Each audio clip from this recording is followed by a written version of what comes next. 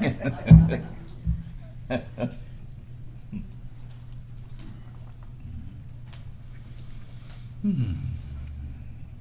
see a couple of us were doing some exercises during this meditation that when I got involved in meditation years ago, and for some time after that, I was involved in that exercise. It was called head dipping. Anybody?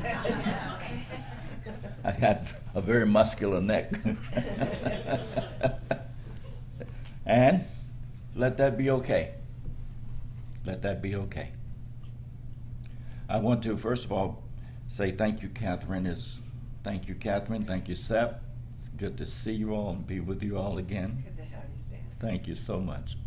I guess Catherine has told you when she was in Greensboro, she, matter of fact, came down to the center, our center, quite a bit. She and I and Sep became good friends. And it was a beautiful experience. Actually having an opportunity to come to her church at one time pretty regularly every Sunday and guide a meditation. Captain, I think you were a little bit ahead of your time. In a good way. In a good way. In a good way. And I want to say that because to let you all know, and I'm sure you already know, you're very fortunate to have her here. You really are. And I don't say that as flattery or anything like that, but that is the truth. You're very fortunate.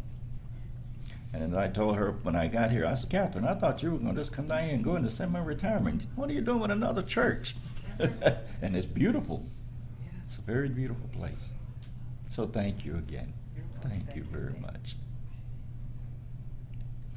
I want to start out by sharing that the words that I'm here to share with you today are not words to be remembered or thought about. The words are simply pointers, pointing to an experience of what? An experience of who and what you are. And they are not my words. They are words that were shared with me, yes, by my teacher, but more importantly, I have come to an understanding of something that it took me a while to come to, and that is, it's more important to come from experience than to give a good presentation. See, for many years, even when I was in the newspaper business, and that's been a long time ago, but even after then, I wanted to try to work on, I gotta get the perfect presentation. Don't get nervous. Work on that. Let me tell you something. Haven't done talks in a while of this nature, but I've done a lot of them over the years, and every one I'd get nervous. Every one. In the beginning, I'd be nervous. And so I come to the most important thing with that is, and I used to hear people say this, and I'm sure we've all heard it, said, Stan, let it be. Just be yourself. Share from the heart, not from the head, if you understand what I mean. And again, it took me a while to get past that. How do you get past that? How did I get past that? The nervousness still comes up in the body sometime. But I learned how to be in the heart. And do I screw up sometimes? Yes. I remember sharing with my teacher, I had gotten prepared for this, really prepared to give this training. And I went there and I didn't do as good a job as I wanted to do. I said, Ramana, I messed up. And he said, no, Stan, it was perfect. I said, yeah, but I screwed up. He said, Stan, it was a perfect screw up. Perfectly screwed up. Perfect. You know. So what? So what? So what? You practiced or tried to learn meditation and you had thoughts and so forth coming up. You may have even had thoughts coming up during this meditation. So what? Let it be. How would it feel right now if we could just allow what is to be just as it is and not try to fix or change anything, especially ourselves? Especially ourselves. For this time that we're together here today, let's at least give ourselves permission to be as we are. Can we do that? Just as we are. And guess what? You know what? If I found that if I can allow Stan to be as Stan is, then there's no problem in letting anyone else be as they are. It's when there is not an allowing, an inner acceptance of self. That's when disharmony, I found, comes up with seeming others. Anybody relate with what I'm talking about? Now, I'm also known and have come to accept and let it be okay too, that I'm actually off the topic that I was going to talk about to some degree today. Yes, I have things written down here, but I'm not following that because I've also come to see that what is coming up in the moment is what's coming up in the moment, and what's coming up in the moment, I found, is not an ego that's running the show. It's when one is surrendered to that inner knowingness, that pure I amness. Call it God, whatever name you want to give it. And we talk about it in unity and practice it, I'm sure. But you heard many people, not just in unity, but in our religion, say one has to come to a place where we're surrendered to God's will. Thy will and not what? My will, the ego's will. Well, it's easier said than done sometimes, isn't it? Particularly when it appears that things aren't going my way. But can we be at peace? Can we be in pure beingness, fullness, even when things aren't going our way? Yes, we can. That is where the practice of real or right meditation comes in. See, I had this misconception when I first got involved in spiritual work, that okay, I'm going to be involved in spiritual work now. I'm going to learn this process of meditation called self-inquiry. I'm going to really practice spiritual work. And that means things are going to go right all the time. It don't work that way. No, it don't work that way. I have come to see, though, by this surrender, letting go, and letting God, a lot more things do work well. But the most important thing that I've gotten with it is that I can be well, I can be happy, I can be okay, I can be fulfilled, even when desires aren't working out. See, that has to do with control of attention. With regard to control of attention, the ability to turn attention inward. With control of attention comes control over our lives. Most important, what comes with it is the ability to abide in a place within where we're not adversely affected by the events of life. Do we realize that that's actually more important than even being able to get our way sometime, or a lot more times than we had in the past? It took me a while to get that one, how important that one was. And hear me again with that. Let me repeat that. To be able to live from a place within where we are no longer at the effect of events, meaning no longer dependent on people, places, things, and circumstances for our well-being, for our sense of peace, for our sense of happiness. Wouldn't you say that that's a pretty good place to be? That's what I'm talking about. And how does that happen? It happens by awakening to who we really are. Who and what we really are. When? Right now. Right now. We can do it right now. Jesus said it. He said it. He said the kingdom is what? At hand. What does at hand mean? Doesn't it mean right now? Here and now. Here and now. He also said, seek first the kingdom of God and his righteousness, and all else will be added unto you.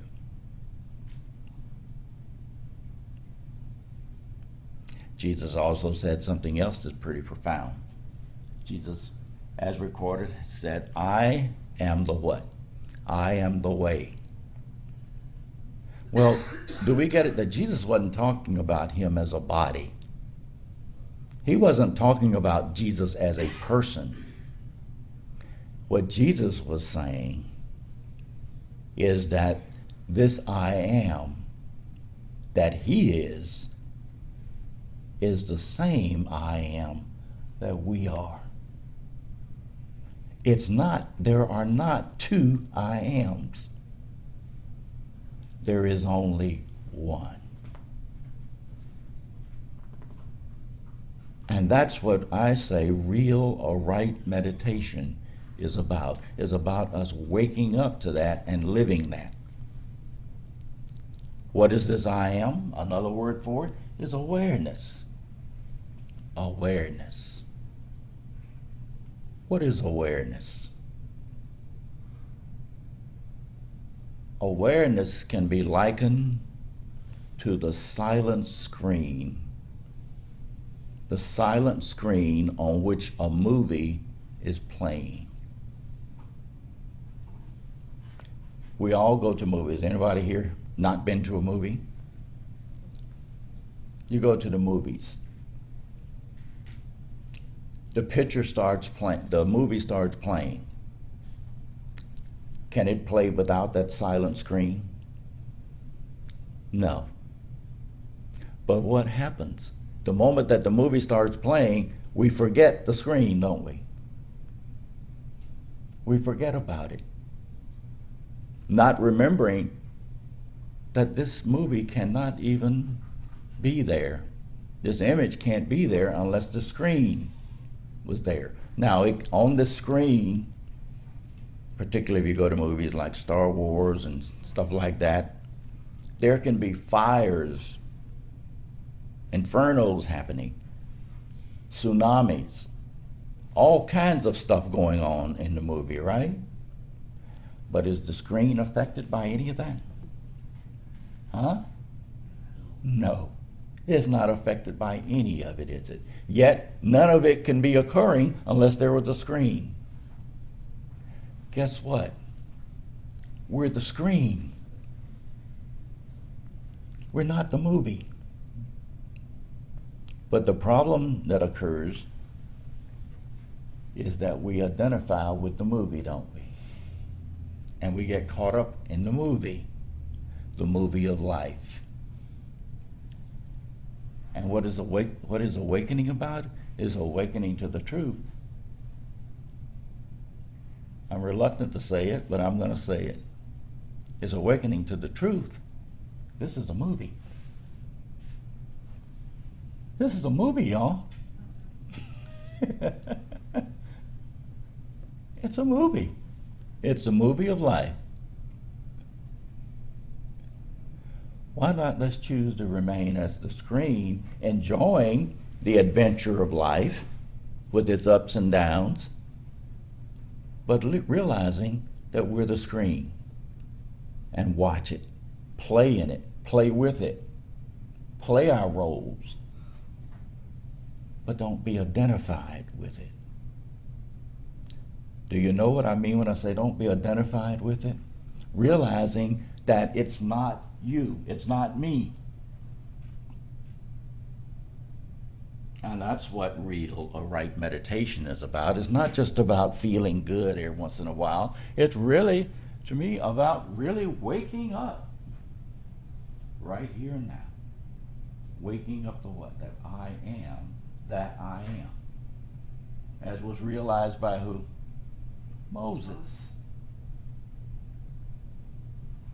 And I am that I am when? Here and now. Here and now. This is the truth that I am so grateful for, that was given to me or shown to me.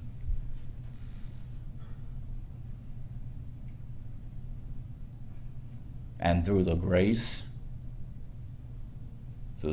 of my teacher and teachers before him, teachers such as Jesus the Christ, Ramana Maharshi, in case you haven't heard of Ramana Maharshi. He is the one who shared with the world a form of spiritual practice or meditation that we at AHAM teach, which is called self-inquiry. It's through their grace, God's grace, that I feel total gratitude that I was able to get this, to get the significance, the real significance of meditation, not just doing it every once in a while. I think we all realize that just practicing it every once in a while is not going to get us to a place where we're abiding in the peace and stillness, love, fulfillment, freedom from fear. It's not going to get us to a place where we're abiding in that all the time. In order to be in this place all the time, it's going to require that we be vigilant and committed to our practice. Whatever that practice is, I'm not here to say just promote our way or AHAM's way or self-inquiry, our form of meditation, but any form of true spiritual practice, we're going to have to do it, aren't we?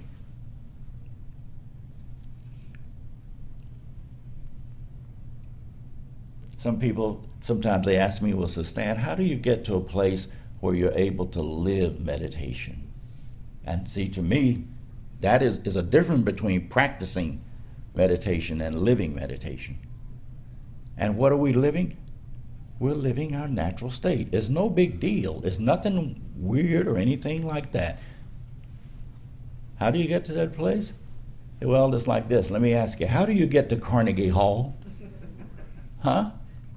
Practice, practice, practice.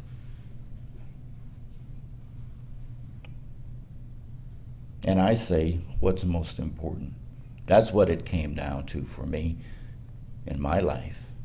I had to really look, okay, what is most important? Am I ready to stop living at effect? Effect of what? Even at the effect of my own mind, my own thoughts. Because in essence, ever notice we can say, well, I'm at the effect of this, or this is bothering me, or that's bothering me. Well, let me ask you, can anything bother you without the thoughts of it? When you're upset, do you have any nice thoughts going on? Pleasant thoughts? No, we don't, do we? So it's our own mind that's throwing up those thoughts, and we're at the effect of the thoughts. It looks like that out there is doing it to me, but it's not doing it to me. It's my own thoughts about that out there, and I'm at the effect of these thoughts. And the beauty of it is I can get free of that. We all can get free of that. Do we think that Jesus was at the effect of thoughts? Do you think that Jesus or God, when I say God, do you think God is somewhere saying, oh my God, I wish I could get rid of these thoughts?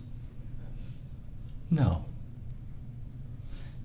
And what we're in essence talking about too, and is one thing that I'm so grateful for unity for, is unity to me shares the truth, and that is one with God. Shares, we're all one with God. Well, are we ready to be one with God? Are we ready to realize our oneness with God? Because that's what I'm talking about. Isn't that what you're into? Do you think that if we're one with God that there is any more fear and worry? That's all fear and worry is over. Aren't we ready to be free? Or do we want to continue seeking? I know that you're ready to be free. And be free right now. Right here. How? Turn attention inward right now onto the feeling presence, I am. Nearer than breathing, closer than hands and feet, I am.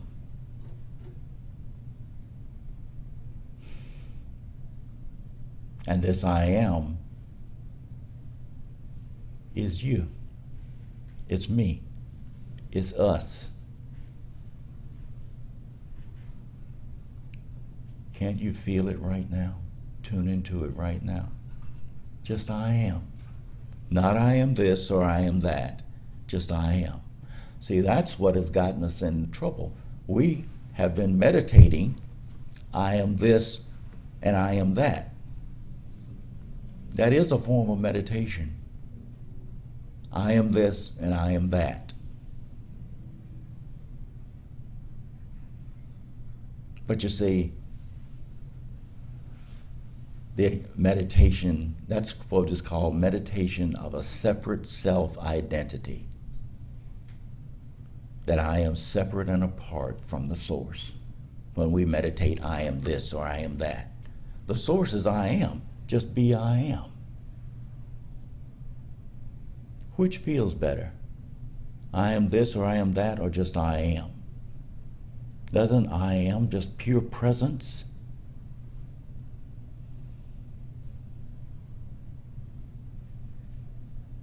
Isn't that complete?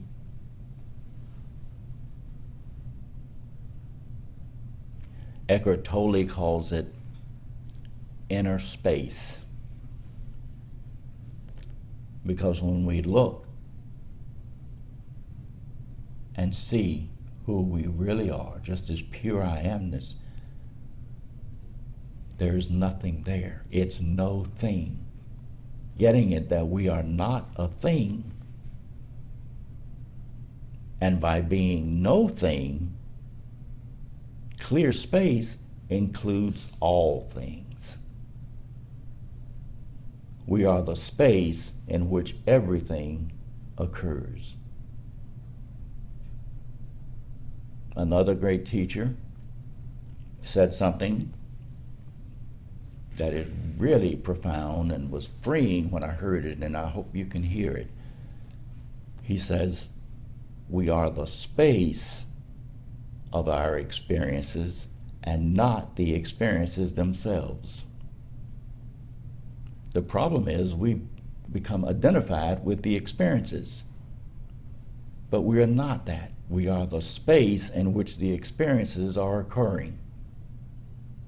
This space, the name of this space is, guess what? I am. I am. Now I know the mind can get in there and say, well, God, wait a minute, this is too simple. But you see, the ego loves to make things complicated, doesn't it? You ever notice that? That's what gives it its reason for existence. Its sense of importance. It makes things complicated, and then it goes about deluding us into thinking that it's going to solve the problem when the problem is nothing other than itself. The ego. Ramana Maharshi put it this way with it. He says, it's like the thief who dresses up as a policeman pretending that it's going to catch the thief who is none other than himself.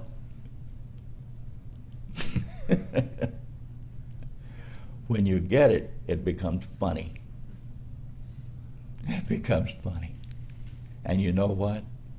Just laugh at it. It doesn't make any difference. You're free right now. Right now. Wow, sorry, Catherine, this didn't go anywhere where I had written down. It went just fine. How much time, am I past time? I don't know. Are you finished?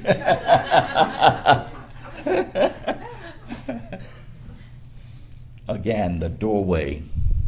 We were speaking of the doorway into awakening to who and what we really are. This doorway is I am. If we just take that away from this service today, I will feel as though it's been accomplished. What needed to be accomplished is accomplished. Just I am. And we can experience it right now. Even while I'm talking and there seems to be a you there listening, we can tune into I am. Pure I am. Right, Hannah?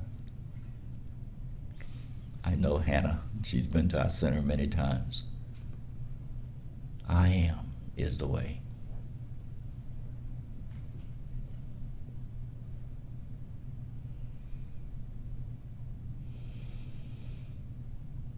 And it's love. It's love because, and that's you. That's me, I am. So that means you are love. Absolute, pure love. Because love is the space that accepts everything. Love is the most powerful force in the universe. And that's you. Because love is the only force that can take that which is unlike itself and transform it into itself. And we're love.